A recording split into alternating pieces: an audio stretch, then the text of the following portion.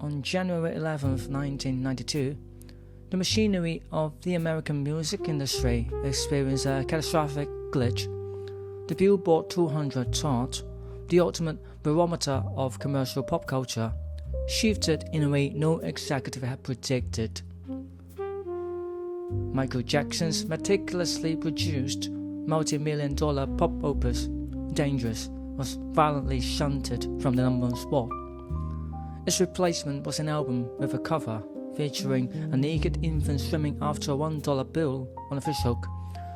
The band was a scruffy, largely unknown trio from the damn forgotten corner of the Pacific Northwest.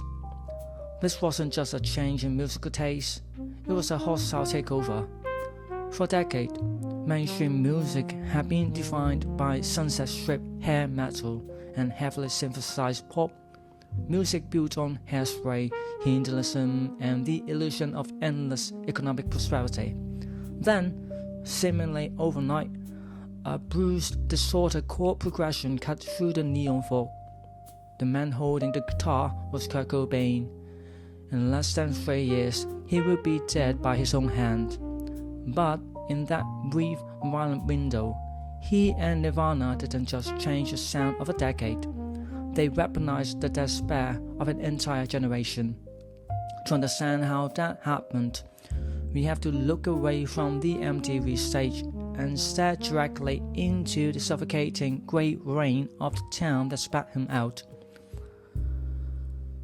If you want to understand the sonic architecture of grunge, you have to understand the geographical and economic reality of Aberdeen, Washington.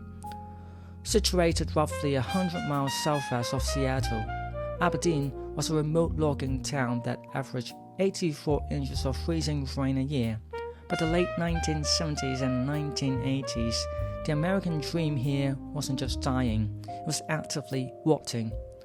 The timber industry, which had sustained the region of a century, was collapsing under the weight of automation and corporate consolidation. The mills were shutting down. The unemployment rate in Grace Harbor County was skyrocketing. Aberdeen became a landscape of perpetual overcast skies, boarded up storefronts, cheap motels, and rampant alcoholism. It was a fiercely macho, blue-collar environment where physical toughness was the only currency, and vulnerability was a liability. This was a grim, localized handover of Reaganomics. While Wall Street boomed, the working-class Pacific Northwest was left to decay, and in the middle of this decay was a demographic anomaly. The late 1970s saw a massive spike in American divorce rates. Kurt Cobain was born in 1967, and 1976, when he was 9 years old, his parents' marriage violently dissolved. This fracture shattered him. He went from a hyperactive, creative child to a withdrawn, deeply angry adolescent, bounced between relatives, living out of cardboard boxes, and occasionally sleeping under the bridge over the muddy Wishkah River. Cobain was the quintessential avatar from Generation X. This was the first generation of American latchkey kids, raised by television, junk food, and absent, overworked parents. They were the first generations that statistically projected to be economically worse off than their parents. They inherited a hollow-out economy, the looming threat of the Cold War, and a culture that told them their only value was as consumers. The music born from this specific environment wasn't a calculated genre. It was a biological response to the cold. The kids in Aberdeen and Seattle couldn't afford synthesizers or expensive studio time. They bought heavy, discarded pawn shop guitars. They played through cheap amplifiers that were prone to hitting back. They wore heavy flannel and work boots because it was freezing, and thrift stores were all they could afford. The sound they created was thick, sludgy, and inherently pessimistic. It was a localized mutation of punk rock, slowed down and crossed with the heavy, dragging tempo of Black Sabbath. It was the acoustic equivalent of industrial rust and seasonal affective disorder. But Nirvana's music was different from the sludgy dirges of their Seattle contemporaries. What made Kurt Cobain a generational anomaly was the profound contradiction in his writing. Cobain was heavily influenced by underground punk and noise rock bands like the Melvins, Black Flag, and Sonic Youth. But he also harbored a deep secret love for the flawless pop melodies of the Beatles and the Knack. He realized that pure noise alienated the listener, and pure pop was intellectually bankrupt. His genius was weaponizing the pop melody by burying it under the mountain of abrasive distortion. Listen to the structure of almost any Nirvana song: Smells Like Teen Spirit, Heart-Shaped Box, Lithium. They rely on a strict, almost mathematical formula of dynamic extremes. The quiet, loud dynamic. Cobain openly admitted he stole this from the Boston alternative band, the Pixies. The verses are sparse, quiet, and brooding. The bass plods along, the guitar is clean but eerie, and Cobain's voice is a low, vulnerable mumble sounding almost heavily sedated. Then, the chorus hits. He steps on the distortion pedal. Dave Grohl attacks the drum kit with the violence of a demolition crew, and Cobain's voice rips into a throat-shredding primal scream. What does this music actually feel like to the listener? It feels exactly like clinical depression violently interrupted by a panic attack. It was a sonic mirror for the psychological state of millions of youths.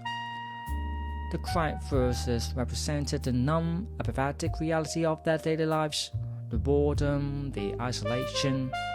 The explosive choruses were the repressed rage finally breaking the surface. When Cobain screamed, he was screaming for a demographic that had been told to shut up and buy a Pepsi. But behind the music was a man fundamentally at war with himself and his environment. Cobain was a deeply empathetic, radically progressive thinker trapped in the culture of hypermasculinity.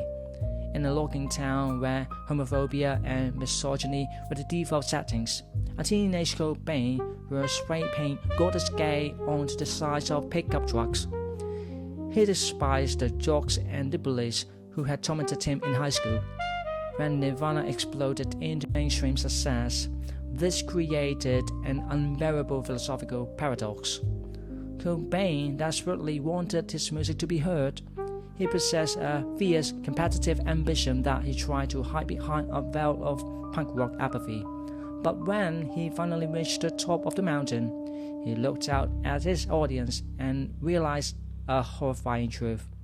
The front rows of his stadium shows were now filled with exact same aggressive frat boy bullies who used to beat him up in Aberdeen. The mainstream had consumed his music, but stripped it of its radical politics.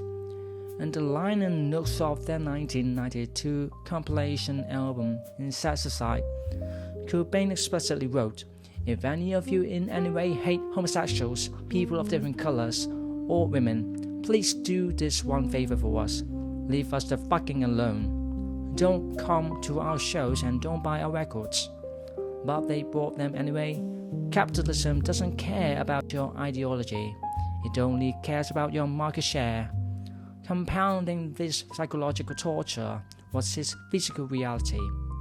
For years, Cobain suffered from a severe, undiagnosed chronic stomach condition. He described it as a burning, gnawing pain that made him want to blow his head off. The medical establishment couldn't fix it. The pressure of global fame was crushing him. To self-medicate the physical agony and the psychological dissonance of his fame, he turned to heroin. The drugs, the media intrusion, and the suffocating weight of being labeled the spokesman of a generation created a perfect storm of isolation. He had written a soundtrack about being profoundly alienated, and his reward was a level of fame that made true human connection virtually impossible. On April 5, 1994, inside the greenhouse above his Seattle mansion, Kurt Cobain placed a shotgun to his head and pulled the trigger. He was 27 years old. In the decade since his suicide, The corporate machine has done exactly what he feared it would do. They sanitized the blood, packaged the myth, and turned his profound existential despair into a lucrative heritage brand.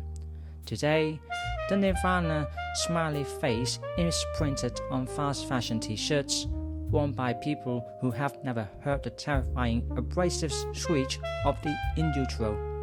But if you stripped away the MTV unplugged candles, the tragic mythology, and the relentless merchandising, something indestructible remains in the audio tracks. The society that produced Kurt Cobain hasn't changed. In many ways, the economic anxiety and social isolation of the 1990s have only metastasized in the modern era. We are still living in the damn alienated world he was saying about, and that is why his voice still resonates. Because underneath the distortion, the irony, and the fury, there was radical, bleeding empathy. He was a man who looked into the abyss of a broken society, and instead of looking away, he plugged in a cheap guitar and screamed until his vocal cords bled, just to let the rest of us know we weren't alone in the dark.